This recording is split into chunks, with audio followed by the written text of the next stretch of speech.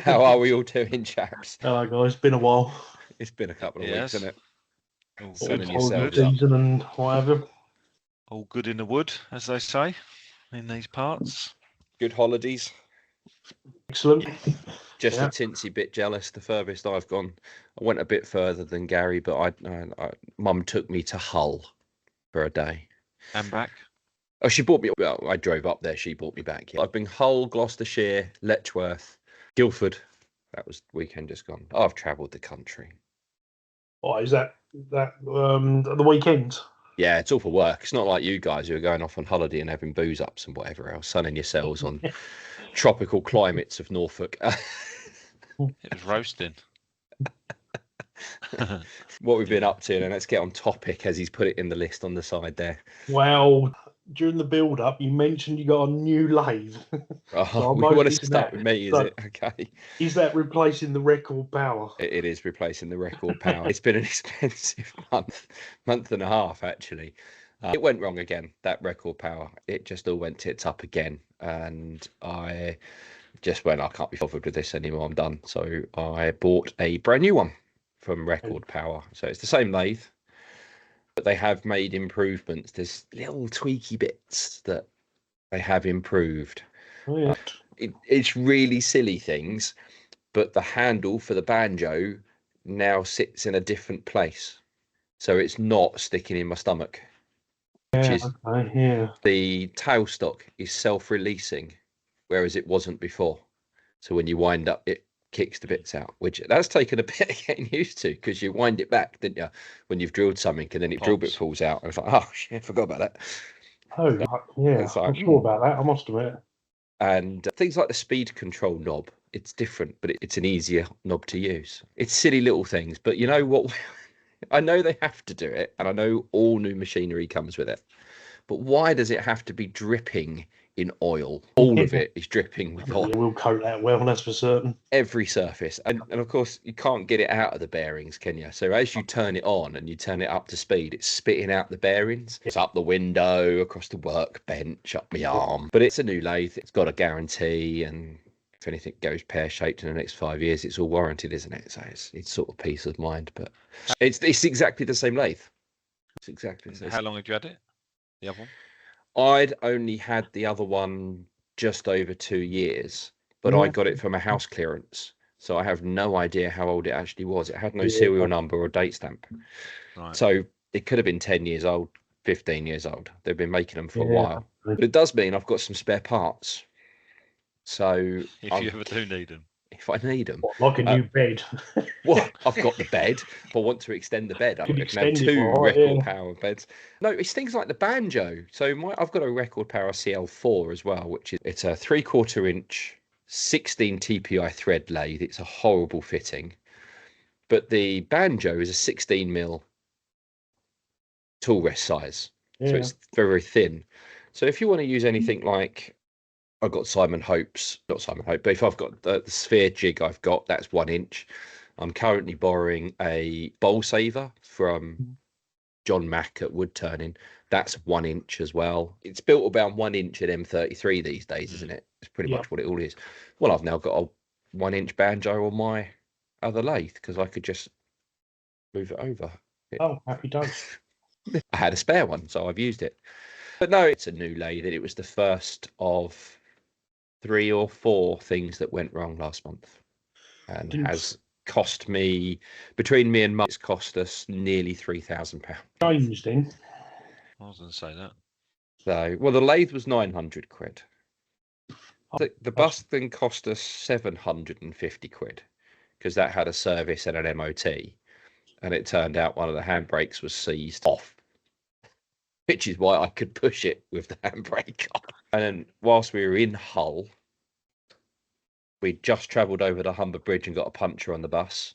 Because it was fully laden, we have an emergency call out on that. So that was another £230 on a tyre, emergency fitting out of hours.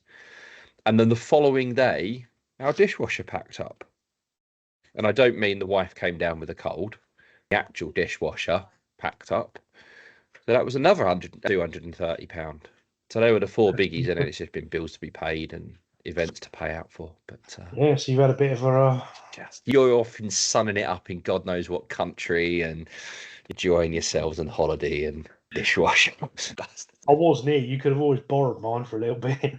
We've not been using it much, have you? I wouldn't let him near it, mate. He'll screw it up. He's not lucky Eddie at the moment, is he? I'll come back. He'll turn into a record bower. We had a message from John Mack. He asked if I could go and process some big logs he had lying around, and he's had lying around for donkey's years. So I phoned Steve Radford. Still blocking his cars, sorry. And so we went around there with the chainsaws. He said, "Oh, guys, while you're here, I've got this really big, heavy burl, and it's an oak burl, and it was probably 18 inches in diameter." He said, "I've got this bowl saver. Can we use the bowl saver to get 2 or 3 bowls out of this big burl?" Never used one before. Steve had never used one before. Yeah, what's good, Captain? Let's give it a go. Let's lob it on the lathe. And he's got the same lathe as you, Will, big axe mincer. So it initially didn't fit over the bed, so we had to, chunk it down to get it to fit over. So he put the swing arm and got it down to size. And then me and Steve, we've never used this before. We have no idea how to use this bowl saver, so we're Googling it just to find a YouTube video for it, because it's not like Simon Hope's one. It's a different. Right. You've got one, just a small part. It's about that at the top. It goes into so it's about, for the listeners, it's about 4 inches on top with 3 pegs in it. That goes into the banjo. And then you've got a really big chisel arm with 4 different attachments. So you can go straight, or then it's got 3 different curvatures, so you can get 3 different depths of bowl out of it. And it took us probably an hour of trial and error to work out where to position it, where to get the blade and all the rest of it. It's not a carbide blade, it's just a sharpened steel, like a HSS sharpenable one. Yeah.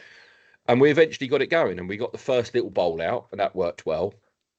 And then we were like, right, let's get on with this big one. And it's slow going because it was an oak burl. If you're going to practice on something, let's pick something rock hard. Yeah, and John's had this thing loitering around in his workshop, he said, for about 10 years. So it's probably full of stones as well. And rock hard, a great big thing. And we managed to get it as fast as a whole 300 RPM whilst we're trying to carve our way through this. And we were like, oh, it's getting really hot. Motor was starting to get a little bit toasty, but the friction being caused was really quite hot, and the rain had stopped. So let's get back out on the chainsaw, we'll finish sorting out the logs, and then we'll come back in and carry on. So we sorted the logs out, popped back into his workshop, pressed the go button on the lathe, and nothing happened. Oh, really? Oh no, we've sort of tripped something. We might have overheated the motor, thermal cutout or whatever. I couldn't see a reset button. We unplugged it for 10 minutes, plugged it back in, still didn't want to play the game. So me and Steve left quite guilty. We took a load of very large logs with us. I took the bowl saver and the bowl with me, the burl with me to finish it off here, which I managed to do on Mum's lathe quite nicely. And I spoke to him at club. I didn't want to text him before club because it's an expensive lathe, and I left thinking, oh, we completely knackered his lathe. It turned out that it earths through the bed. Oh, right. So it requires both earth contact through all the body. What he'd done, he'd moved the headstock, cleaned it all up, put it all back, and it worked. Oh. Because he went out there first thing and it didn't work, but then he cleaned it all up and it did work. So he said the only thing he could think of is that it was a contact earth problem through the bed. But it made me and Steve feel better because we hadn't broken his God knows how many thousands of pound lathe. Because I don't know how, 3.5, those ones, those big ones. That doesn't make sense, though, because they're on rubber feet. There's earth cables going into the electric, isn't there? You've got the electric. So that is directly under the head, isn't it? All the gubbins. True. But we got his... did you see the burls up at club last time? I don't remember seeing them, no, I might have already put them in his car because they were bloody heavy. Our burl was about 15 inches outside diameter. Oh, lovely. And he had 3 nesting oak burl bowls to play with. And I'd put a foot on the middle one for him as well, so he could just throw it straight on a lathe and just turn some lovely bowls out of it. Nice. And I've still got the bowl saver because I'm going to play with it some more. Cool. and get some more bowls out of it. The big bits of ash we picked up from his. The largest one is about 20 inches, 22 inches in diameter. My favourite wood, that is ash. In fact, I'm turning a bit right now. Ooh. But no, that's been what I've been up to the last, what has it been, 6 weeks? Been paying out and breaking lathes and been okay. But if I'm feeling a bit raspy at the moment, it's because my wife has gladly given me a head cold. So £1,000 down and you don't feel very well, that sucks. thankfully the events have been going okay, actually. People at the events have been spending money. So it's not all bad, not all doom and gloom. Hull's not nice. It's not a pretty county, but it's not all doom and gloom. Did you jump onto David's live yesterday? No, I had James, so I wasn't able to. No, I didn't either, but I did watch it at work, all 1 hour and 47 minutes of it. And actually, it's quite good. What did he do? He left it open for questions, and he had 1 hour and 50 minutes worth of questions. And some of it was quite, I don't know, it was all quite good, but some of it I was like, oh, I didn't know you did that. So he'll do a Q&A on YouTube, but he won't come on our podcast. True. What, no, it wasn't. That was Facebook, not YouTube. Splitting hairs here. But no, he did well. Yeah, it was good. That was a good watch, actually. What was it? Well, I presume it was all UK people asking No, stuff, was it? people from all over the world. I would say there was, well, it's difficult because I watched it back today and you couldn't really see, but there's a lot of the US guys. There's people from all sorts of languages. Oh, really? Was it in the afternoon then? So he got It time. last night. It was about this time. I think it was 8 o'clock last night. Oh, I've given him the best exposure or whatever. Nice. Well, I noticed you've got a subscribe feature now on your Facebook. Who, me? Have I? This is what happens when you get other people to manage. Oh, no, I actually did know. Well, I knew it was there because I get money for it every month. I think there's only like 20 people or so that have put the money in their pocket and given 59 pence a month or whatever it is. I'm not even sure what it is. I never set it up, that's for certain. Where is the video I was watching on you earlier? Because I haven't done any work today. I just crashed out on the sofa. Proper lazy. But yeah, because it's on Facebook, I think. Yeah, subscribe. It costs us a grand total of 99 pence a month to subscribe to you. The Facebook going to take half of that. So it's not me. I didn't set it up, that's for certain. So if you do subscribe, I don't really know what you're subscribing for. See the same video and hit the like button, share it as well. To see the same video over and over and over and over again because you haven't released anything new until earlier this week. Yesterday.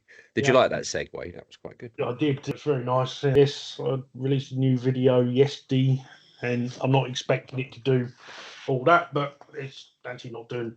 It's doing better than I expected anyway. So far, 24 hours on. So the video. That is the. I can show you that. It's the petal one. Synthetic petals. A smaller vase that I cast the petals in there. It's bright red. So quite nice to get back into it. And I'm doing some smaller stuff that doesn't take 2.5 months to complete. It does get to that though, I think, where you can't face doing it because you know how long the sort of buy-in is on it, and it's like, oh god, where do you start? Yeah, exactly. And you sort of forget that you was basically doing it so regularly. So I think when you have a little break from it, you sort of suddenly think, oh, I can't be asked to get back into it and whatever, and spend all that time editing and never mind filming stuff and whatever. And if you're filming something, everything takes 10 times longer anyway. I'm doing something at the moment and I could probably turn it in probably 2 or 3 hours, but I've spent a day and a half on it already and I'm nowhere near. Have you got the petal thing?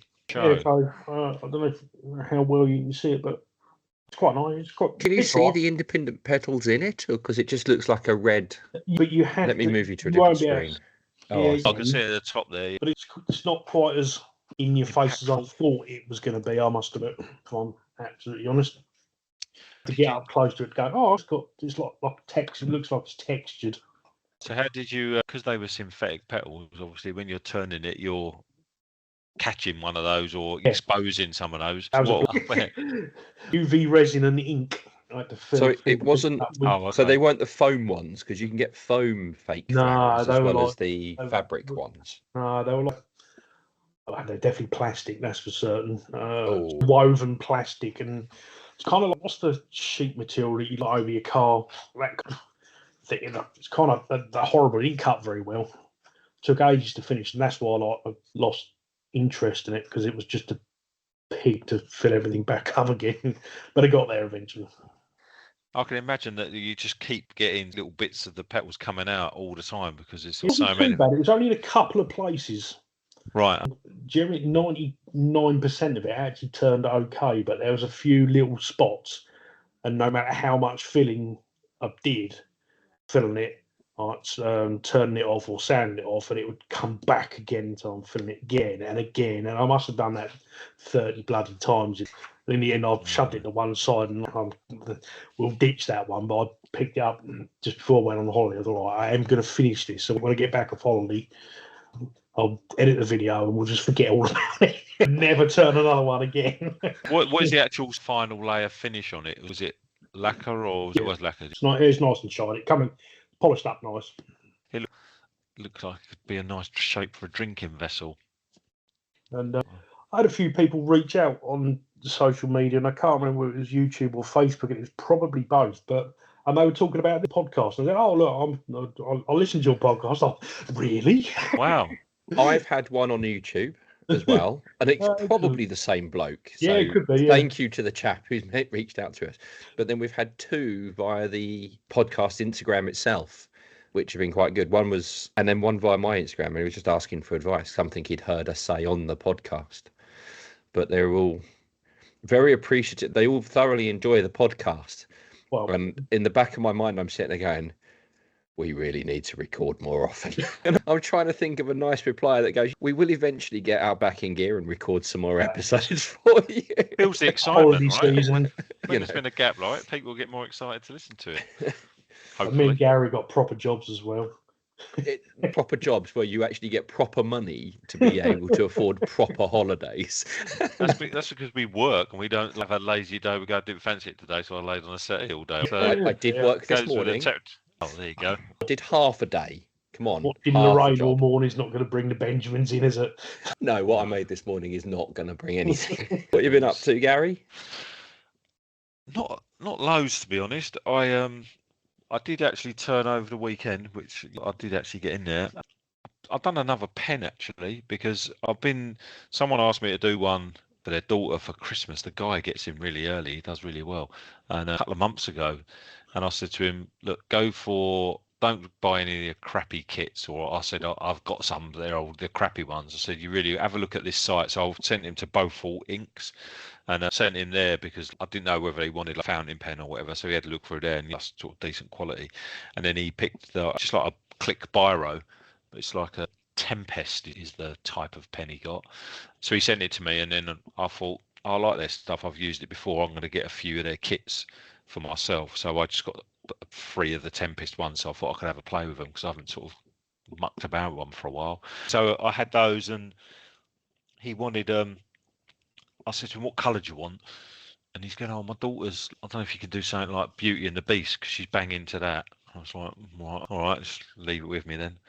And then ages ago, I just sort of thought, I wonder if I have a little idea of loads of different offcuts of all of the acrylic blanks I use for my crochet hooks. So I just cut loads of them up into tiny little blocks and was trying to think how could I do it, and I sort of ended up making a mold to sort of make it. So I tried making half of it with the colours of the Beast geezer who wears the blue jacket and the Belle who wears a yellow thing. So I got yellow, and the colour matches were quite good. So I just filled half of it with that. So for the barrel bit, and then the bottom bit, I thought back to you was doing that rose, weren't you, Will? I thought rose is quite a big thing in that film.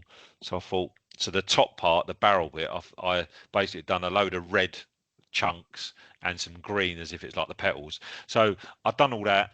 And then I was thinking, I spent so much time making these sort of blanks. I was thinking, if they don't come out, or if I screw them up when I'm making it, I'm going to be so peed off, right? Yeah. So I thought I'd have a little dry run again. So I had some blanks ages ago, acrylic blanks, where they were too fit. For my crochet hooks, I need them really 20 square. And I had some that were 16s, which are ideal for pens. So I'd had this orange one that that was in there, and I'm a sucker for a bit of an orange, so I sort of like pretty. used that. Oh, that's nice. And yeah, and the actual pen kits, they're really sort of like quality, but it's got some lovely it's nice. orange colours in it, and you can get away with making it a little bit. It's a bit of fatter collar thing. It's not like those tiny slimline ones. Yeah. Yeah. You can get away with making it a little bit chubbier either side. I'll send you a picture, whether maybe you could put a link to it or put it in the pod thing so people can look at it if they want. But it's good fun. It reminded me how good fun turning pens is and shit. I've just brought up there. I've never heard of Beaufort inks, I must admit, so I've just bought them up. Oh, really? Yeah. Their kits look good quality, don't they? They're certainly not the cheapy things that. No, they're not cheap, but they're in the middle, really. Because that's the fancy slimline, the cheapy, the one you can get. Yeah. They do them in, I don't know, God knows how many colours. They've started doing them in satin colours. Oh, right. So it's satin golds and things. But I'm going to stop making things like that now. So concentrate on the crochet hooks. I think this Brentwood will probably be my last normal craft bear. Oh, really? You're going to stop doing it? They're not worth it. Oh, really? No. I travelled to Hull, and all right, we have to stay in a hotel. So once you've taken the hotel fees off. But when you pay for a table at an event, you've got to make that back, and then you've got your parking as well. Yeah. Then you've got any sort of the cost of what you're selling at these craft fairs. And that's fine if you've sold a bowl where the wood's been free or whatever, and it's all basically profit, except for your time. But I was doing events and they would cost me £40-50 a table, and I was making £40-50 taking £40-50 at the day. So dragged myself somewhere to not make any money. And up in Hull, I took nearly £500, and the tables didn't cost, the space didn't cost, and we stayed in a cheapy hotel up there. And the bus is fuel efficient. It Hull and back in just over half a tank of fuel. Bloody hell. So, probably about 70 quid's worth of fuel. And that's shared between both my company and Mum's company, because Mum's up there as well, and she's doing the same. She's taking £600-800 at the same time. So it's better off doing what we call lace days. Normal craft fairs, because the general public just don't have any money. No money out there at all at the moment. Website has completely stopped. I haven't sold anything on the website for nearly 6 months. Actually, I haven't sold. I've sold very little, but then I haven't got much on my website anyway. To be honest, project-wise, it's not much. It's because you've not been making much. Still, it's plenty of traffic. That's for certain. I haven't looked. It's too depressing. I think I'm not chasing numbers anymore. I don't know. It goes back to what you were saying earlier. I've stopped doing the YouTube posts and things. And where I've taken that break, same as you guys have, I just don't know if I can be bothered to start it back up again. Is it worth it? Earning me any money? No, YouTube is kind of dead, isn't it? That's certain. No, I wasn't monetized on either of them anyway. So it's not like it pays me. No. So why should I spend half a day editing a video that maybe 500 people are watching? YouTube has dropped off quite considerably for reach. Everywhere, all makers, not just wood turners. No, I think you're absolutely right. It's general crafts as a whole, and I think the public, don't have the confidence in the economy to risk spending, 30 or 40 quid on something. They're concerned that their savings might start being taxed, or their house is now worth too much money, and they want more tax off of that and things. It's a difficult world out there. So you packing in folk and bespoke then? Is that? I've been with Katie since she started. I was at her first event, so no, I won't. I will. She does she's got like an Etsy. It's not Etsy or Folksy, but it's her own presence.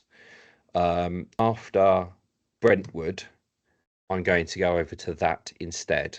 Cancelled all my events for the rest of this year with her, because I just can't afford to pay her for them. I had an invoice through from her the other day, because the amount of events I was meant to be at was 120 quid. I was like, I don't have it. I don't have 120 quid to pay out on events. Not potentially not to get it back. No, I can't remember. Are rulers? I know Rayleigh is 40 quid, or is some a bit cheaper? Some 30. No, all are 40. They're all 40. But if it's a quiet event and there's a bit of space, she gives you a bit more room. You spread out a little bit. You've got the cage, and she's always known that I can be as big or as small as she needs me to be. So if she's had a couple of people pull out, she's like, well, Mark's going to be here. I'll just give him a huge amount of space and he'll fill a gap up. Yeah. I'll fill that gap up for her. Sounds like I'm doing her a favour, but she's actually doing me a favour by allowing me the extra space for nothing. The Christmas ones, they're so packed in and so busy. You don't get any extra space. They're all £40. But Rayleigh, I look back on last year and I did the Christmas Rayleigh, and I probably only made about 20 quid for being there all day. Not a lot. That's not enough. It's not enough when I can make significantly more. And it is a full-time job. So if a show doesn't make me any money over the course of standing in that, and it's not just the event itself, which is 5 hours, but then you've got an hour either side. You've got to set up and pack down as well. To make 20 quid to be standing in a hall for 7 hours. Yeah, that's not profitable. No. When I could be here in the workshop catching up on other bits and pieces that need to be made and building up stock for the lathe days and things, because they are absolutely pounding the stock levels. So yeah, I might, and it's a big might, do the Cliss Pavilion events next year with her, because that's 5 minutes down the road. Yeah, makes a difference as well. The other thing, I will carry on supporting Folk and Bespoke, but via Chelmer Valley. So we're not doing any this year. There wasn't any support for it at the club, but the club, I'm going to do it a bit better. Club, and sort of book in a couple over the course of next year at Baddow. Club members to just have some space and to sell what they've got. Yeah, good idea. Yeah, club members can come along and they've got to help for a couple of hours, so we can have a break and whatever. If they want to stay all day, they can. But Baddow allows us to have a demonstration lathe going as well, so they can jump on a lathe if they want to. Okay. Club and sell their stuff, because I know a couple of them have got too much.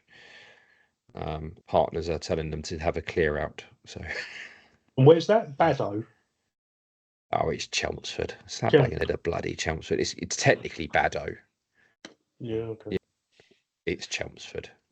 It's about a common theme, that is, isn't it? That's a common statement around, like, it does turning, ends up with just too much, and their other half says, I think my wife's quote was, "There's only enough bowls I can have in the house."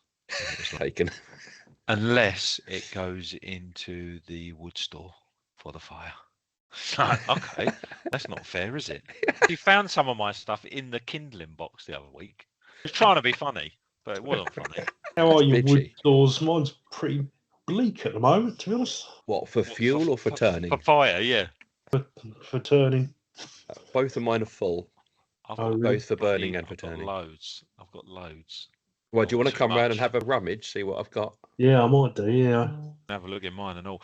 Funny enough, I looked at it yesterday. I've still got, which I've got to get rid of, which I've been told I've got to get rid of, a load of wood under a tarpaulin still outside that I still haven't moved into my workshop when I have my workshop done. Oh, really? It's like a year now, just over a year. I saw you need to get that up at some point. But where are the snakes going to live if you move the wood? Yeah, true. And the mice. Well, you won't have snakes and mice in the same wood store, but one or the other. Yeah, mice are eating all the snakes, right? Yeah, around that poor little adder's having his tail nibbled by a mouse. Yeah, it's a great big mouse though, and it's very long. I don't know why. I'll tell you, the mice live under my wood store. I know they do. It's nice and warm for them. Yeah. I know exactly where they live, and they can stay there. I don't care. They keep the spiders down. Yeah. And the other insects, they keep the grubs down and things. So I don't have bugs in my wood store, because there's other animals that are eating them for me. And then I've got toads in the workshop, little toadies. Making bobbins. I wish. They're there to keep me on my toes when I'm hoovering up, because as you're hoovering and it will just suddenly move on you. And you turn out, it's toad's like inches long or whatever, going, well, this is my home. Stop hoovering it up.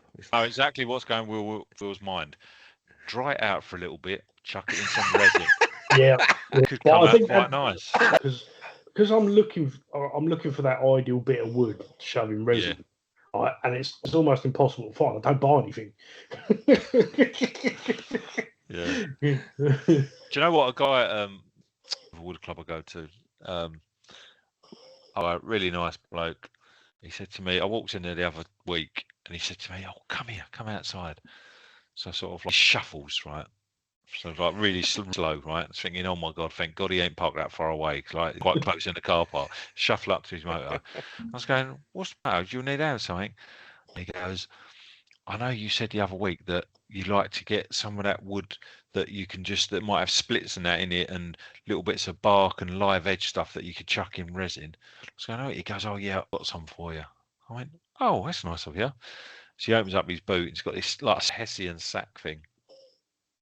I'm not being funny, but it's like, the bits are like bark, and that's it. Really? Yeah. So I'm sifting through it. I'm going, "Have you made something yet?" And I'm thinking, I'm just gonna have to use something else, and then like a decent thing, and go, "Yeah, look, I made this out of one of those bits in your bag."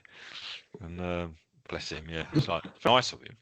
Yeah. Yeah. He keep threatening to put a post out on Facebook that like if anyone has a bit of wood that's suitable, then chuck it over, and then they can have it. What once It's finished? I've got a bit of wood, Will. Yeah. Free to come and have a rummage in the wood store. Yeah. It's not that I haven't got wood. In fact, I've got stacks of wood, but none of it is very suitable. No. Talk about things in the workshop like creatures and stuff. I had changed already, so it's probably about a month ago. It just happened to be the season for hornets, I think, like the right temperature or something. Just massive, aren't they? Again, have you not had this earlier on in the year? Yeah, we did. Yeah. Did you not put one in resin? No, actually. So I caught one and I kept it to put in resin, right? And that was my plan, to put it in resin. You lost it, didn't you? Yeah. One I actually hoovered it up. One of it I hoovered it up, right? I did ages ago. Yeah, that was ages ago. Yeah. More recently, some outside, and where my workshop is, it's obviously you have got the light when it's pitch black outside. I've got no outside light, so it's proper black. So all the moths come onto the windows. Mm-hmm. And I think hornets like eating moths or something. So the hornets come to the windows, and they're massive, and they're crawling up the top. And I'm thinking, shit, that's going to go inside and somehow get up inside the little gap thing or whatever. And I'm thinking, oh my God. So I sort of shoved the door to sort of them away, because there was 3 of them, and one of them literally just only open for like a second, and the thing just straight in. I'm thinking, oh no. So then I'm thinking, I'm not leaving it. I'm chasing it around with a stick. I'm going to get it, and it's going up in the sort of it. So I'm on a chair trying to get it, because they stop every now and again. And then anyway, I whacked it, and pissing it off to the floor, and I thought, I've got it. And I went to splat it, and then I thought, resin, don't splat it. Let's just check it's dead. And I just left it on the floor. So yeah, so I'd left it there for a couple of weeks, and then left a dead hornet on the floor for a couple of weeks. Yeah, to dry out. Yes, thought like let proper dry out, and then running a hoover. My mates come round for a darts night, and we was all down there, and one of them went out for a lash. So I put the hornet on the top of his beer can, thinking like he's going to jump out of his skin, and he came in, didn't react at all, and just sort of like, who's put the hornet on my beer can? I was thinking, that's a very laid back approach. So it was obviously half cut by then. So I was like, go on in, eat it. And he's like, you're having a laugh, aren't you? I ate it. And it was literally like a book trial. It was the most ridiculous decision I'd made. And once I'd had 2 bites, crunches, I couldn't stop. Mate, do not eat hornets. It was so dry. On the top of the list of things to do. Well, I didn't see that coming, I must admit. So I kept one, and I hoovered it up, and I kept another one and put in resin, and I ate it. So I don't know, next time I need to try and do something with it, put it in something so I don't get near it. That's pretty funny. They was going to me, it's still got a sting in it, you idiot. It's going to sting you from the inside. No, it's been drying out long enough. The sting will be like, I don't know, crusty or whatever, but it was proper rank. That took a direction I don't think anyone's listening is going to take. No, I didn't see that coming, I must admit. It does remind me, because I bought a butterfly from Etsy about 2 years ago. Still got it. It's in the kitchen somewhere. Really? Cast that. I presume it keeps its colour. It doesn't go like from dying or anything. Well, no, it's perfect thing. It just looks like it's been squished a bit. I'll bring it for you, Gary. You can eat it if you're hungry. I do. Moths are quite a common thing when I'm pissed, to be honest. The best thing with a moth, you catch a moth, right? Put it in your mouth, so it's still alive, and then one of your mother mates that ain't looking, go up and just open your mouth, and it flies out. I've done that many a time. You just got to try and not wet the dust so they can't fly, because they just plop out. They need to be quite dry, a moth. So if we ever come out for a beer with you, we need to come with insects in. It's better than crisps. Yeah. Some of them quite tasty. You say about putting things in, like animals in resin. I follow a lass on Instagram, and she casts spiders into doorknobs. Yes, Nice. I've seen that.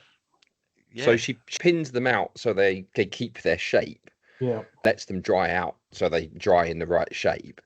And then once they're fully dry, she casts them into resin and turns them into doorknobs. Yes, I have seen that. Yeah. Could do that around it because you got your new gaff being made. Yeah. My wife wouldn't even entertain that. Yeah, So, but I had to get rid of it because my granddaughter saw it, and then it was just like she wouldn't even come in this room.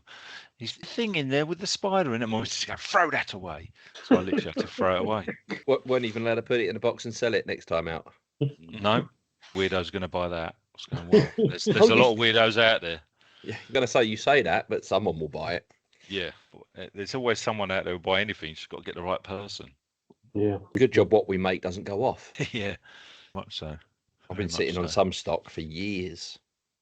Some of the early things I made are still loitering around. Just don't sell. Got a load of vases. Got one of that sort of style vases, like the bark inclusions and whatever else. Yeah. Got 5 of them. Just do not sell. Really? I think I've got them at like £1 to get rid of them. They look like those things. If you try to take them to hospital, where they give them to people and have a piss in it when they're stuck in the bed. Problem is they're not very deep. You'll be fine in that. Yeah, you'd fit. Just don't get excited. Like, don't have a nurse come round when you're halfway through it. Then you Don't won't be able to get the. Can you hear what they're saying? They can't see you. The camera's not pointing at you. But that vase I showed you was made from a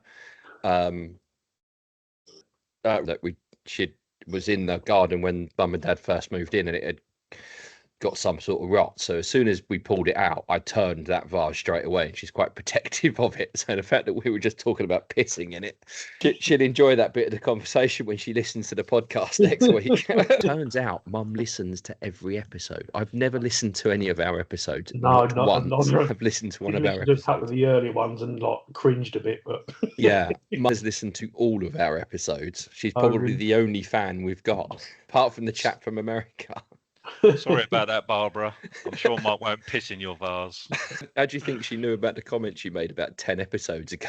I can't even remember what they are now. Right, gentlemen. Yeah. Right, yeah. Before we go, Oh, no. competition acorn. No, I'll Time. All right. play you next time. All right. Okay. In that case, What a gentlemen, tease. That is tease. You're going to have to wait Yeah. 2 weeks, ladies and gentlemen. If anyone's been listening this long and heard that is obviously lasted the distance. If you've got to this part of the podcast, let us know what you think we're talking about an acorn in the comments. And it's great to hear from our listeners as well. So if anyone's got any questions or comments, please give us a shout. You can leave us a message on the Instagram or email us at thewoodturningpodcast.com. No, at gmail.com. We don't have a website. Any feedback, good or bad, is appreciated. We've only had one piece of feedback, and I think that was from your daughter. Okay. Any feedback would be good. Right. Cheers, guys. All Right. right. I'll speak to you next time. Cheers. Have a good one. Bye. Bye. Later.